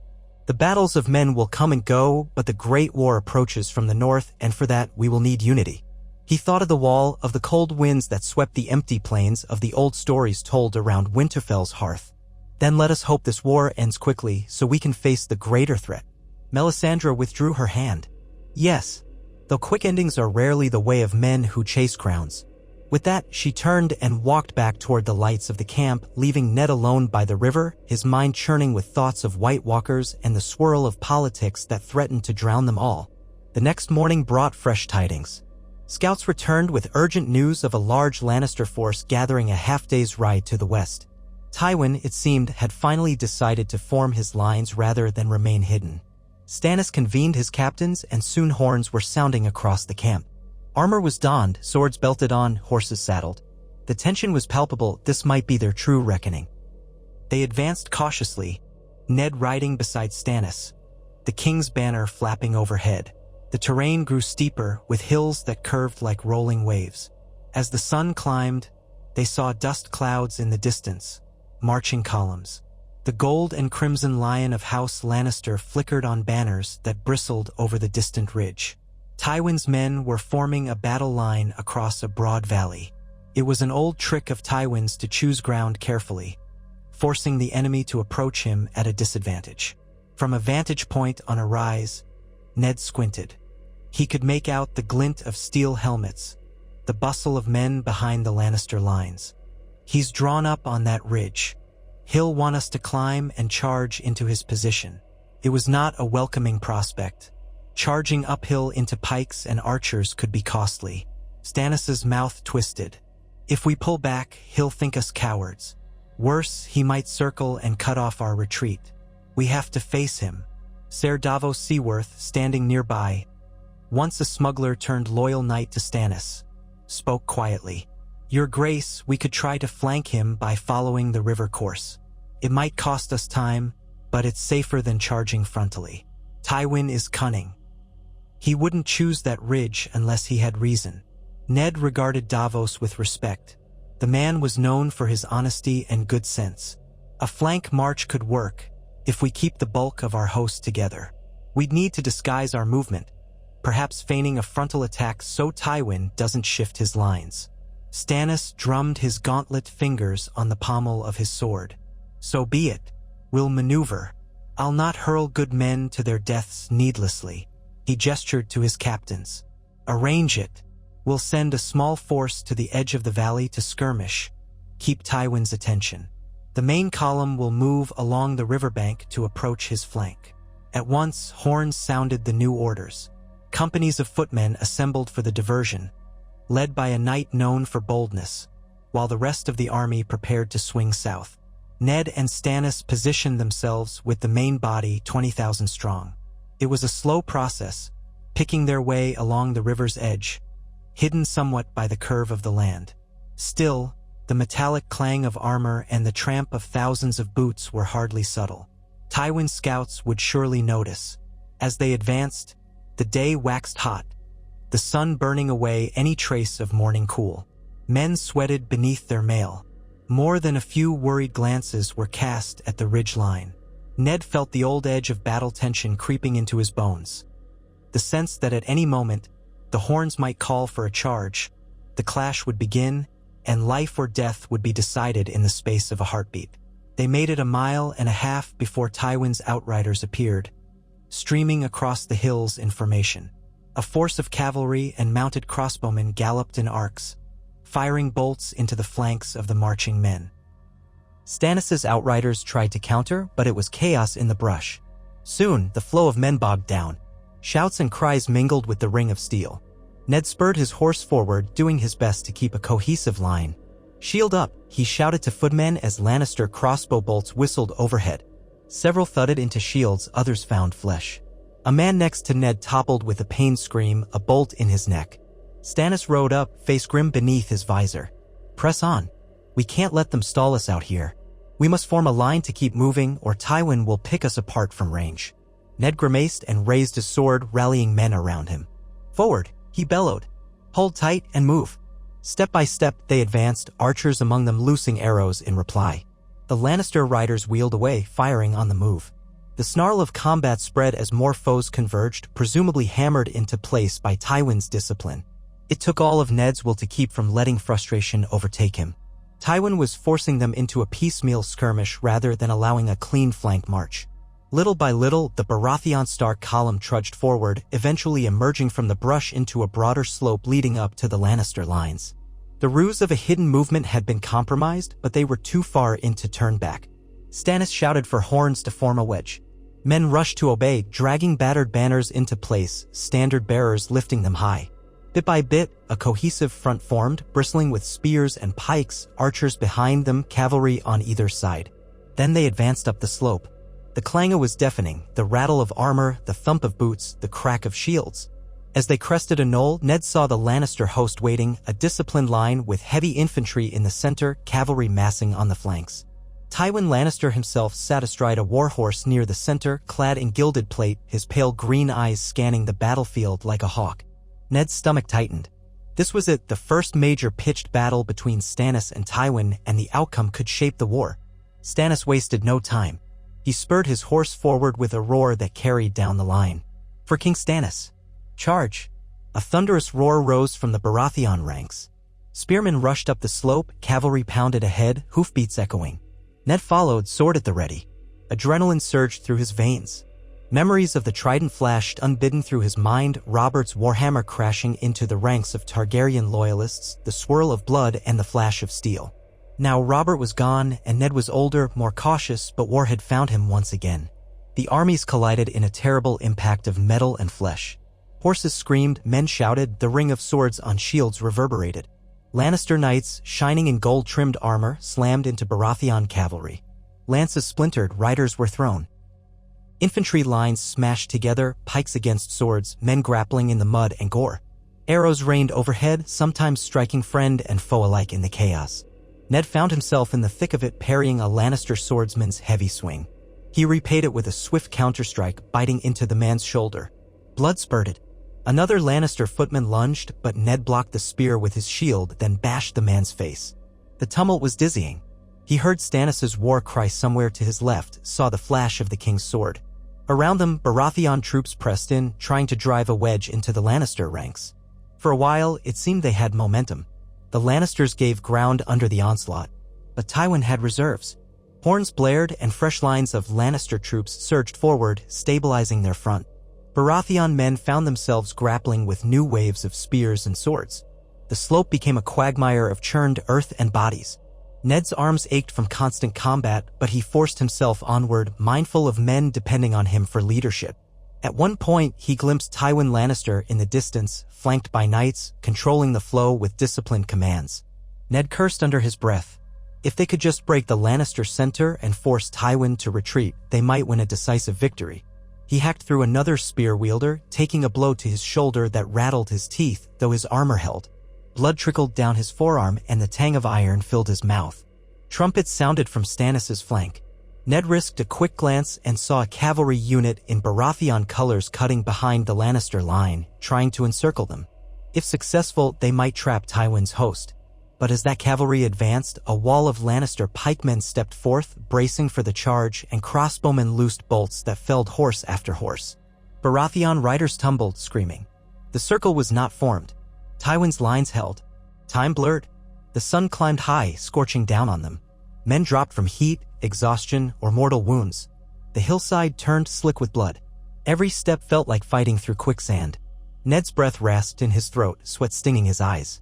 A horn blasted from the far side. Stannis' banner was still upright, but the mass of men around him had shrunk, ringed by Lannisters pressing in.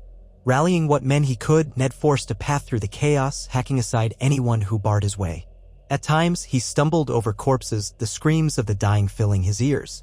At last, he reached the ring around Stannis. The king fought like a man possessed, his sword arm tireless, though a dent in his helm suggested a narrow brush with death. Melisandre was not in sight, likely she had remained in the rear. Ser Davos was there, battered and bleeding, but still swinging a sword with grim determination. Ned and his men crashed into the Lannister flank besieging Stannis, throwing them into disarray for a crucial moment. Together, they formed a shield wall around the king, pushing outward to claim a few yards of space. The respite was fleeting. Lannisters roared and charged again, and the killing continued. Ned lost track of how many men he struck down. Faces blurred. The air reeked of gore and fear. His sword arm began to tremble from strain. A cry went up from the left side of the slope. Baratheon reserves had arrived at last, surging into the fray. Dismounted knights, archers, spearmen, everyone who could hold a weapon. They crashed into the Lannisters like a hammer. The new assault threatened to split Tywin's line from behind, forcing him to withdraw troops from his center to prevent encirclement. Sensing an opening, Ned bellowed, "Push forward." In the name of the king. Stannis himself seized the moment, raising his sword high. "Charge, damn you! Charge!" With a ragged cheer, the Baratheon men pressed forward, driving into the Lannister ranks. Shields met swords, pikes jabbed, horses trod fallen bodies underfoot. For a terrible quarter hour, the lines swayed back and forth until finally cracks showed. The Lannister center began to buckle. Knights tried to hold formation, but men were battered aside. The gold and crimson banners dipped as their standard bearers fell. When Tywin's personal guard realized they might be enveloped, a horn sounded retreat. Shouts of confusion rippled among the Lannisters. Some fled outright, throwing down arms. Others tried to maintain order as they pulled back. Tywin himself, seeing the day lost, commanded the withdrawal to higher ground. The battlefield was left to the Baratheon host. Exhausted men sank to their knees, panting. The hillside was a charnel pit of ruined armor and shredded flesh. Carrion crows circled overhead, though it would be hours or even days before the living could bury the dead. Ned surveyed the devastation, gasping "F.O." Our breath through the dryness in his throat. Blood spattered his armor, his leg burned from a shallow gash, and he could barely lift his shield. But they had won, or at least forced Tywin to retreat. Stannis stood nearby, helmet off, sweat matting his dark hair. His expression was hard, the lines of his face set with a kind of grim triumph. He gave Ned a slight nod of acknowledgement. "We broke them today." Ned sheathed his sword with a shaky hand. "At great cost, your grace." The cost was plain enough. Hundreds, maybe thousands of Baratheon men lay scattered on the slope. Many moaned for medics who might never come. Others lay still, their watch ended. No, Ned thought there was no glory here, only carnage.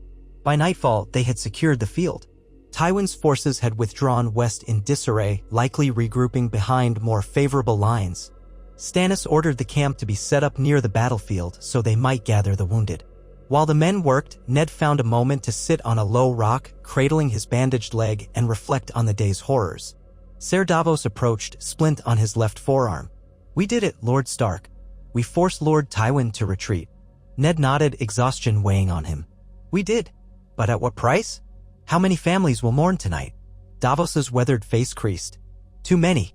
A silence stretched, broken only by the distant groans of the injured and the occasional barked command. Ned swallowed the lump in his throat. "Pray that this victory means we can negotiate a truce. If Tywin sees his position is hopeless, perhaps he'll yield." Davos sighed. "Tywin Lannister doesn't often yield, from what I've heard." Ned knew that too well. Tywin would not give up easily. He might need to be forced, and that meant the war would grind on. Still, we have to try. The following days brought a grim routine, burying the dead, treating the wounded, repairing armor and weapons. Dozens of pyres dotted the fields. The crows feasted in the evenings, no matter how hard the men tried to gather every body for a proper burning or burial. Disease was always a risk in the aftermath of a large battle. Maesters did what they could with poultices and herbs, but the stench of rot filled the air. When the worst of the cleanup was done, Stannis called a council of war in his command tent. Torches flickered along the canvas walls, illuminating the tired faces of captains and knights. Melisandre stood in a corner, silent and watchful as ever. Stannis paced, arms folded behind his back. His frame was tense, coiled like a spring. "We have bled the Lannisters here," he began, his tone clipped. "Tywin's retreat suggests he lost a sizable portion of his men. If we push onward, we might threaten Casterly Rock itself. At the very least, we can drive him into his strongholds." An officer spoke up. "Your Grace, men are exhausted, many wounded. Pushing forward immediately might break them further." Stannis's frown deepened. We cannot, Tari. Renly is out there, crowning himself with the Tyrells. If we don't keep pressure on Tywin, we risk a Lannister-Tyrell alliance or some other abomination. Ned's voice was calm but firm. The men need time to recover, Your Grace. If we rush headlong west and Tywin sets another trap, we could lose everything we gained. He glanced at Stannis, searching for a hint of compromise. A short respite might be wise. We can send outriders to see if Tywin plans to regroup or flee. Let the men heal, gather reinforcements from loyal lords in the Crownlands or Riverlands if possible. Then we strike again. Stannis glowered, clearly loath to slow his advance. But after a moment he gave a single, curt nod. A brief respite, then. 2 weeks at most. During that time, I want ravens sent to all lords who claim to be loyal to the crown. We need more men, more supplies. Let them know we have bested Tywin once, and we will do so again. Ser Davos bowed. Aye, Your Grace. I'll see to the ravens at once. Stannis waved a dismissal. That is all. As the council began to disperse, Stannis gestured for Ned to remain. They stood together, the table between them littered with maps of the West and small figurines representing armies. Melisandre watched them in silence. Lord Stark, Stannis said in a quieter tone, I owe you thanks for your valor in the field. You saved me from being overrun. Ned inclined his head, feeling a touch of surprise at the king's gratitude. Stannis was not known for easy praise. I am sworn to your service, Your Grace.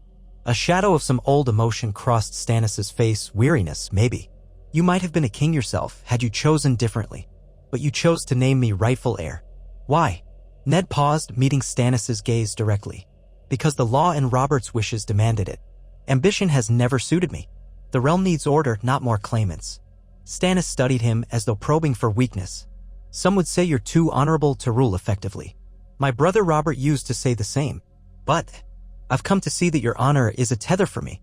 When I look at you, I know that if I were to stray too far, you'd speak out. That is my duty as hand, Ned said simply. I'll counsel you honestly for the good of the realm. Stannis gave a faint, humorless smile. Then pray your counsel helps us navigate what comes next. This war is far from done, and Renly's challenge will not fade. He glanced at Melisandre. The priestess says the flames favor my cause, but I would prefer to rely on swords and strategy. Ned inclined his head again. Rest assured, Your Grace, I will do what I can. That night, Ned found himself in the tent set aside for the wounded and dying, drawn by a sense of duty and guilt. He walked among rows of men lying on blankets, some quietly moaning, others delirious with fever. A few stared blankly at the canvas roof, too broken to speak. Maesters and their assistants did what they could, but there was never enough poultice or bandages. The smell of sweat, blood, and herbs turned Ned's stomach. He paused at a young soldier's side, a lad who could be no older than 16. A bandage was wrapped around his waist, stained dark. Ned knelt. What is your name, boy? Emmason, the lad croaked, eyes shining with pain. From Haystack Hall. Ned gently lifted the edge of the bandage. The wound was deep, likely a spear thrust that had gone clean through. He laid the cloth back, swallowing hard. You fought bravely. The realm needs men like you. It was a hollow comfort, he knew. The boy's chances were slim. Masan nodded feebly. My mother will. I told her I'd come home a night. Ned pressed the boy's hand. I'll see that your mother knows you served with honor. Even as he spoke, he felt the boy's grip weaken. Then Masan's eyes went distant, his chest rising in a final, rattling breath before going still. Ned closed the unseeing eyes gently. Another life ended. He stood with leaden limbs and continued through the rows, offering what comfort he could, though it was scant. Every second in this place reminded him of the cost of war, numbers on a battlefield that became faces in here, each with a story ended too soon. And there would be more battles, more dying, before the realm found peace. Morning came again, and the camp resumed its grim tasks. Crews dug trenches for the dead, covered bodies with quicklime to prevent disease. Black carrion crows hopped among the corpses, too numerous to be chased away. Men hammered new shields, repaired rent mail, refletched arrows. Wagons arrived with supplies from the Crownlands, grain, salted fish, casks of ale, sent by lesser lords who had sworn themselves to King Stannis. Ned oversaw the distribution with typical northern fairness, ensuring the men ate before the officers took rations. On the 7th day, a raven arrived from Riverrun. The letter carried the seal of House Tully. Ned read it in private, heart-twisting with concern. It was from Edmure, his wife Catelyn's brother, who had taken up many duties while Lord Hoster Tully ailed. The message described trouble in the Riverlands. Roaming Lannister bands had torched villages near the border, clashing with Tully outriders. Worse, there were rumors that Walder Frey might be entertaining offers from the Lannisters if it suited him. The old lord of the twins was as slippery as an eel. Edmure pressed for aid, though he also hoped King Stannis would show that the Tullis stood on the winning side. Ned folded the parchment and exhaled, rubbing his eyes. He could not abandon Stannis' host in the west, but the Riverlands were vital to the realm's stability and to the safety of Ned's wife's family. That day, after the usual war council, Ned spoke privately with Stannis about it. "Your Grace, Lord Edmure Tully requests aid against Lannister marauders. The Riverlands have always been loyal to my house, and, by extension, the crown we now serve." Stannis pressed his lips together. "We cannot spare a large force. Our position here is precarious. But we do need the Riverlands. Tell Edmure to hold, that we will send what support we can." Ned hesitated. If Tywin is weakened, he may not be the one coordinating those raids. It could be Gregor Clegane, the Mountain, acting on Tywin's orders to sow terror. The Tullis might interpret our delay as a slight. Stannis nodded impatiently. "I am aware, but I cannot fracture my forces too greatly. If Tywin attacks here in strength while we are divided, we risk defeat." He tapped a finger on the table. "We can dispatch a smaller contingent of knights and foot to assist Edmure. Perhaps Ser Eldon Estermont could command them. He's capable enough." Ned agreed, though it felt insufficient. He drafted a reply, urging Edmure to remain steadfast and assuring him that reinforcements were on their way. A pang of worry gnawed at him, wondering how Catelyn fared, whether she was still at Riverrun with her father or if she had ventured back to the north. In all the chaos, communication was sporadic at best. He only prayed she was safe. The respite wore on. Skirmishes broke out sporadically as Lannister scouts tested the Baratheon lines. Casualties continued to trickle in. Each day, Ned rose to the sight of men training in muddy fields or carrying litters of the wounded. Each night, he fell asleep to the crackle of distant campfires and the knowledge that Tywin's host lurked somewhere beyond the hills.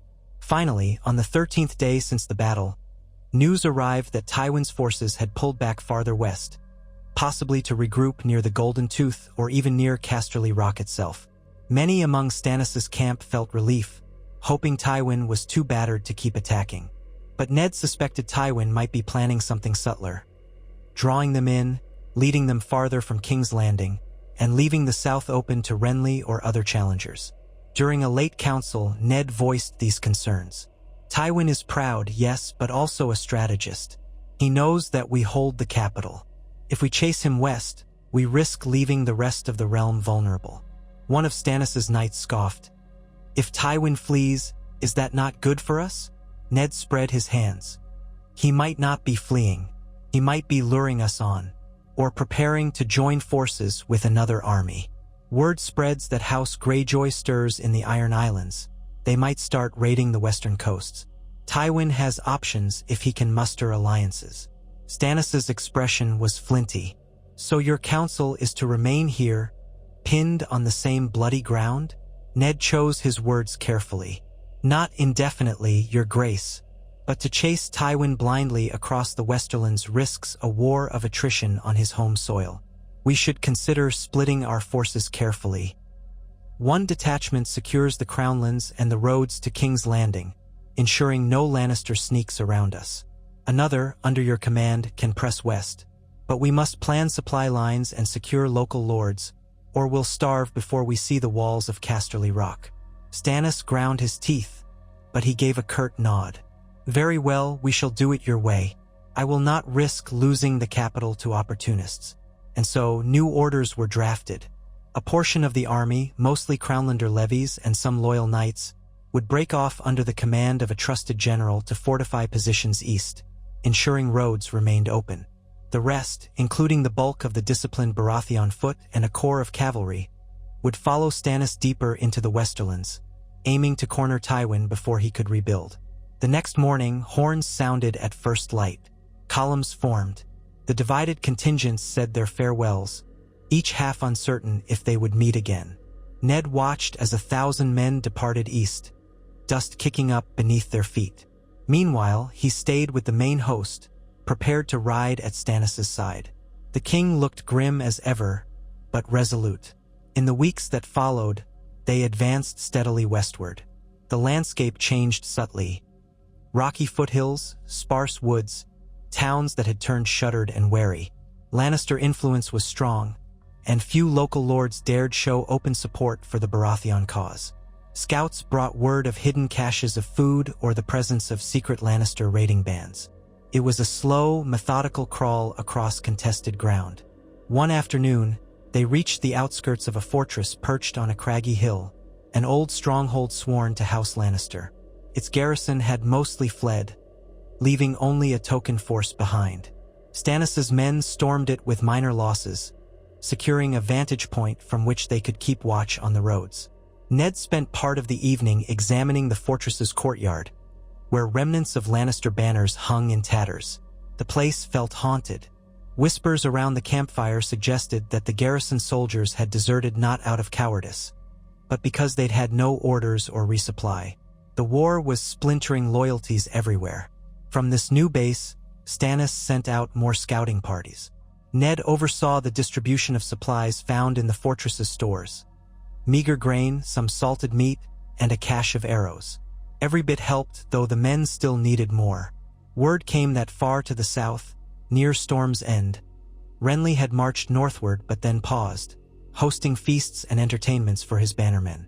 Some said he courted even more alliances from the Reach. Others believed he was simply biding his time, enjoying the adoration of his growing host. Either way, it frustrated Stannis to no end. Several nights later, Ned was woken from a restless sleep by a cry of alarm in the courtyard. He sprang from his cot, sword at hand, and rushed out to find men scrambling with torches. The reason became apparent. A small group of Lannister saboteurs had sneaked past the outer walls in the darkness, setting fires to a wagon of supplies. Now the blaze roared, lighting the night sky. Soldiers ran in all directions with buckets of water, cursing and shouting. Ned joined them, helping douse the flames, though much of the wagon's contents were lost. One Lannister infiltrator lay dead on the stones, an arrow in his back, while another was captured. The rest fled. Once the fire was out, Stannis arrived, eyes blazing with fury. He demanded answers from the captured saboteur, a young man with terror etched into his face. "I have nothing to say," the captive sputtered, trembling under the torch's glare. "We only did our duty. Lord Tywin will feed me to the crows if I betray him." Stannis's face was set like granite. "If you remain silent, I'll have you hanged at dawn." The young man's lips quivered and his eyes darted in desperation. He plans to starve you out, that's all I know. He knows you're far from your supply lines, so he's got men all around, burning crops and wagons, picking at you. Please, I only followed orders." Stannis exchanged a look with Ned, expression bleak. Then he gestured to the guards. "Take him away. I'll decide his fate in the morning." The saboteur was dragged off, pleading. Ned sighed. Tywin was employing scorched earth tactics, crippling their supply so that Stannis would be forced to retreat or risk starvation. A slow, grinding form of warfare that taxed both morale and resources. In the days that followed, it became clear that Tywin's men had indeed burned fields ahead of them, seized storehouses, or poisoned wells. Some villages stood empty, the inhabitants gone, driven away, or perhaps coerced into hiding provisions for the Lannisters. Each day, the Baratheon forces lost more time searching for food, more men to sudden raids or cunning traps. Morale wavered. The men complained, bellies grumbling, boots worn thin from constant marches. Disease began to spread among weaker ranks. Ned saw the weariness in their eyes, the disillusionment creeping in. He did what he could, reorganized supply distribution, had the maesters treat the sick, gave speeches about the righteousness of their cause. But he felt the weight of it himself. At night, he struggled to sleep, haunted by the knowledge that winter truly was coming, not just in the weather but in the hearts of men, cold fear, hunger, and hopelessness. One moonless night, a commotion arose near the fortress ramparts. Ned rushed to see archers poised over the battlements, scanning the dark. A single torch bobbed in the distance, approaching the gate. Someone shouted, "State your name or be gone." From the gloom came a voice, "I bear a flag of truce from Lord Tywin Lannister. I come unarmed." Suspicion ran hot through the men, but Stannis, roused and bristling in full armor, allowed the messenger to enter under guard. The man was brought into the courtyard, where Ned and the king waited. He was older, with gray stubble and an anxious tilt to his shoulders, carrying a leather satchel and wearing a plain tabard. "What does Tywin want?" Stannis demanded. The messenger bowed awkwardly. Lord Tywin invites a parley, your grace. He suggests an exchange of prisoners and a negotiation for terms. A hush fell. Ned exchanged a glance with Stannis. Could Tywin be ready to treat for peace? Or was this another of his schemes? Stannis's eyes narrowed. Why now? The messenger swallowed. My lord recognizes that continued bloodshed would be ruinous for all sides. He offers to meet on neutral ground, with limited escort, to discuss an honorable resolution. Ned could practically hear Stannis grinding his teeth. He too doubted Tywin's sincerity. But ignoring such an overture could mean missing a chance at peace, or at least gleaning Tywin's intentions. After a tense moment, Stannis turned to Ned. Well, Lord Hand, shall we parley with the lion? Ned took a measured breath. We can learn much by meeting him, even if we suspect trickery. We must be cautious, choose a secure location, and bring a strong guard. But yes, your grace, we should go. Stannis gave a curt nod. Messenger, tell your master we accept. Day after tomorrow at midday, we meet where the old King's Road fords the Greenbrook stream. I'll bring an escort of 20 men, no more. The messenger bowed. I shall relay it at once. He was escorted out under guard, leaving Stannis and Ned in uneasy silence. Melisandre, who lingered at the periphery, said nothing. Ned saw a flicker of concern in her gaze, or perhaps it was something else. 2 days later, under a bright midday sun, Stannis and Ned rode to the designated crossing. 20 mounted knights, including Ser Davos, formed their honor guard. The men wore Baratheon livery, eyes scanning the horizon for any sign of a trap. The crossing was a flat, stony ford in the river, with a few gnarled trees providing meager shade. Birds called overhead, and the breeze carried the faint scent of waterweed. Tywin Lannister arrived soon after, also with 20 men. He was unmistakable atop a tall destrier, clad in ornate but functional armor, a red cloak draped over his shoulders. His short, sandy-gray hair framed a face etched with lines of command. Beside him were Knights of the Rock, their lion sigils bright in the sun. They halted a careful distance away. For a moment, no one spoke. Ned studied Tywin's expression. The Lord of Casterly Rock betrayed nothing, his green eyes cold and calculating. At length, Stannis broke the silence. You asked for parley, Tywin. Let us hear your words. Tywin regarded them with icy composure. I come to propose a cessation of needless bloodshed. You've proven formidable, your grace. My men have bled, so have yours. The realm suffers. Perhaps we can find terms that spare us all from further ruin. Stannis's lip curled. You speak of the realm's suffering, yet it was your family's incest and deception that sparked this war. You knew the truth about Cersei's children. You abetted that lie. Tywin's tone was clipped, though a hint of anger darkened his gaze. I do not deny my loyalty to my blood, but the realm's best interest is stability. If the boy Joffrey had remained undisputed, the realm would be united. Instead, you have chosen to fight. Ned's anger flared. Your granddaughter was no rightful heir. You would have the entire kingdom live under a false king. Tywin glanced at him, dismissive. Is that what they call you now, Stark? A kingmaker? He snorted softly. There are many claims to the throne these days. Renly fancies himself a king too.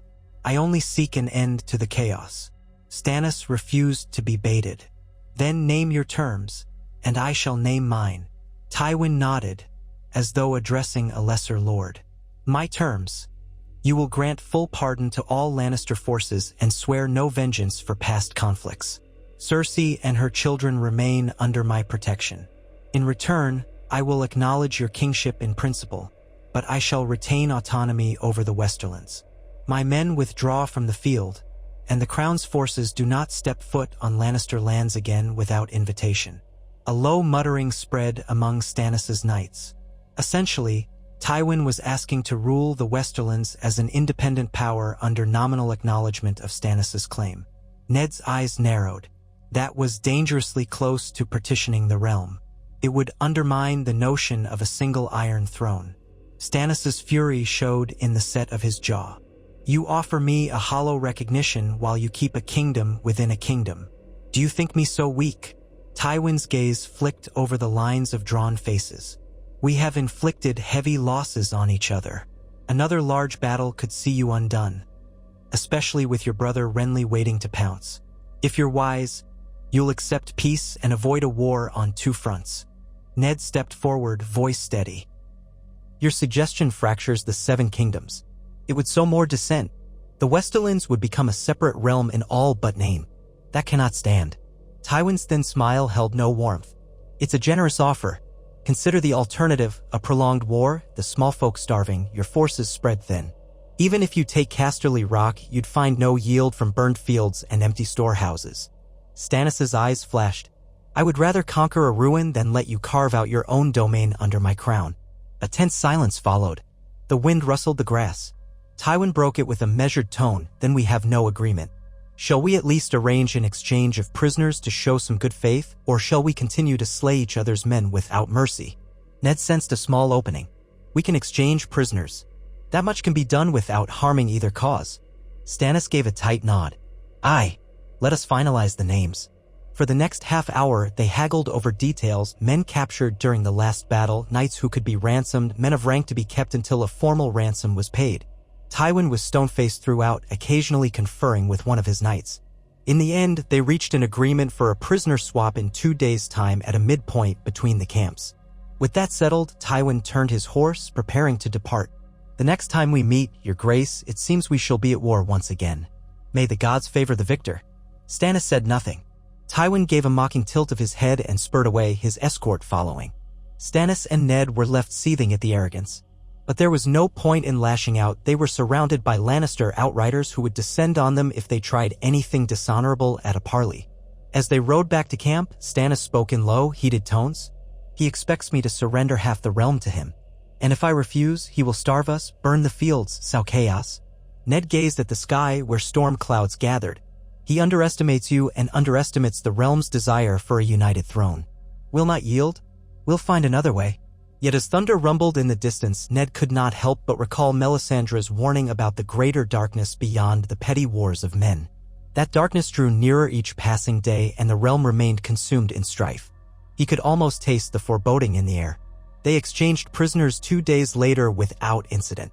A few battered knights staggered back into Baratheon lines, while Lannister men limped away, tossing hateful glares at Ned and Stannis. Then the slow, grinding conflict resumed.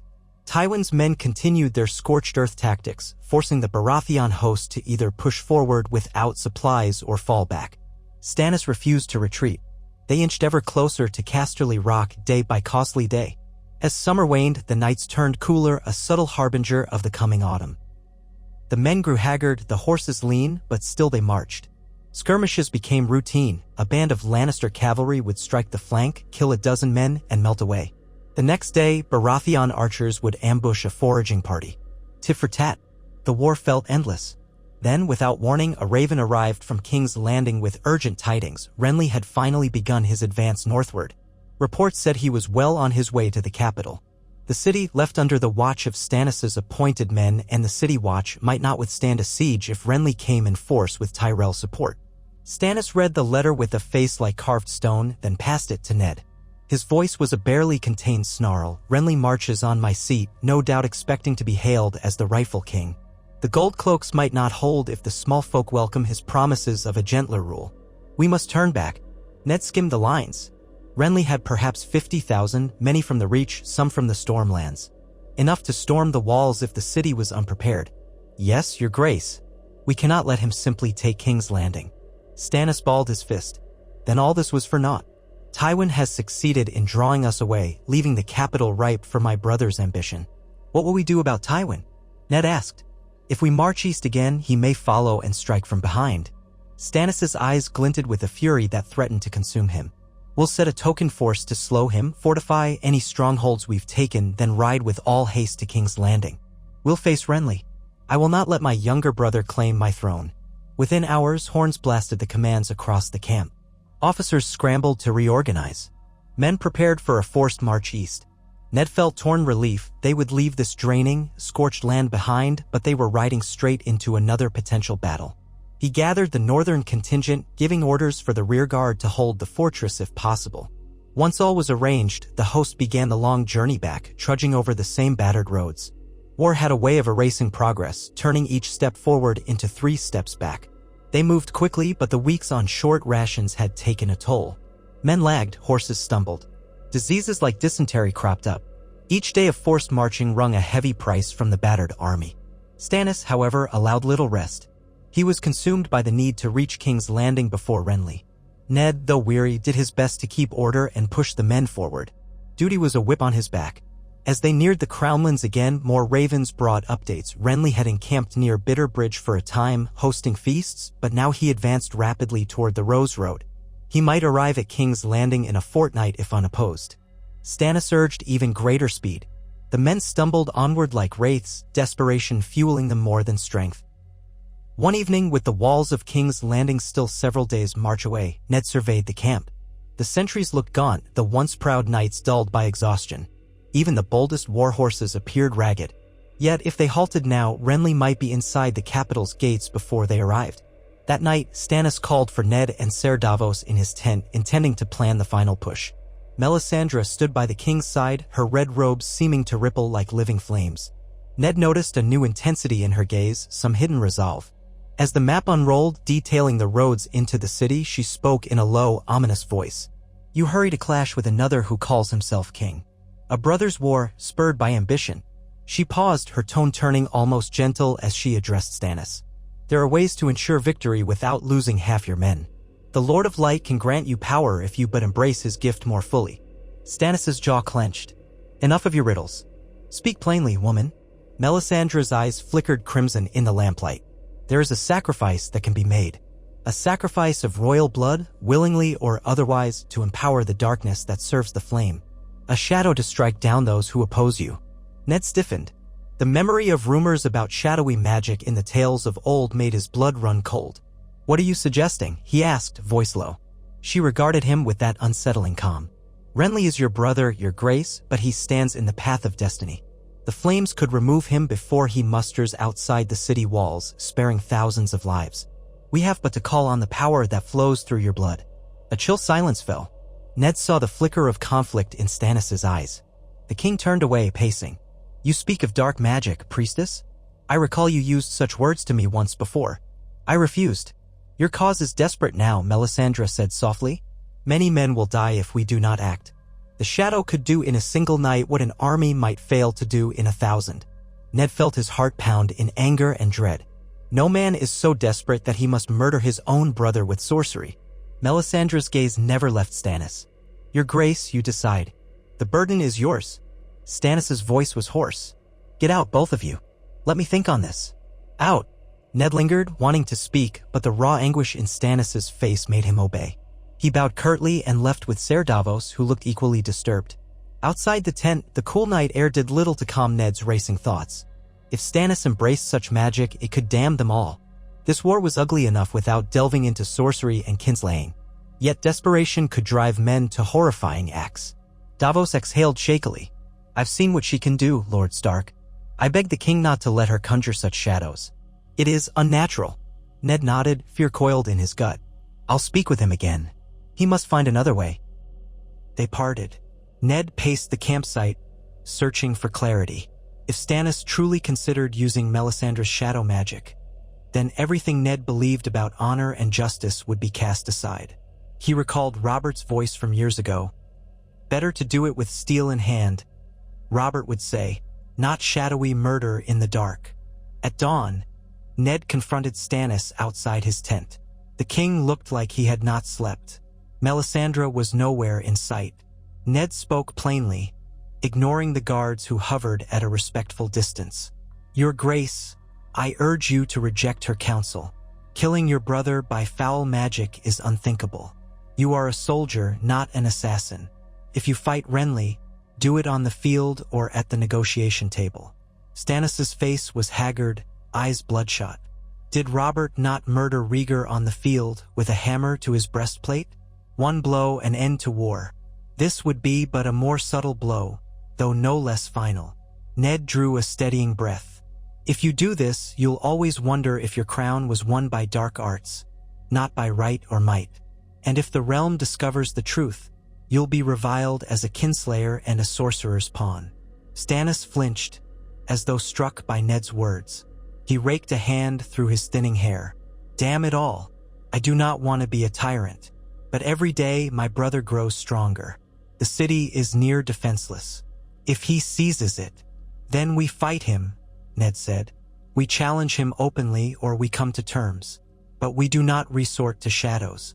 If you do, it will be the first step down a path from which you cannot return. For a moment, Stannis's expression was raw anguish. Then he set his jaw. I will think on it no longer, Lord Stark. We march, and if we must face Renly's host, so be it. I'll not kill him in the dark. Relief flooded Ned's chest. He bowed. Thank you, Your Grace. You have chosen wisely. Stannis allowed a curt nod, then strode away. Ned saw Melisandre watching from across the camp, her face unreadable. She turned and disappeared behind a row of tents.